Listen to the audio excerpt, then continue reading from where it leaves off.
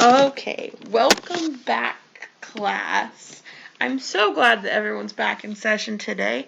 Today, for our math lesson, we're going to review adding and subtracting fractions. So first, I want us to look at our fraction review. So if we remember correctly, one whole can be made of half plus a half. There's a 1/3, a 1/4, a 1/5, a 1/6, the 1/8, the 1/10, and the 1/12. Now remember, they get smaller and smaller because you're dividing the same amount of area into smaller pieces. So next we're going to look at adding. Like I said, 1/2 plus 1/2 is a full.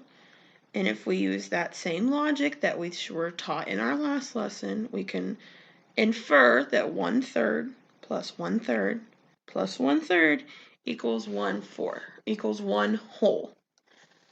So, who can tell me how many fourths equal a whole? If we look right here in this picture, you can see that there's 1, 2, 3, 4. And if we keep reviewing our adding fractions, it takes 12 1/12 pieces to equal one whole fraction bar.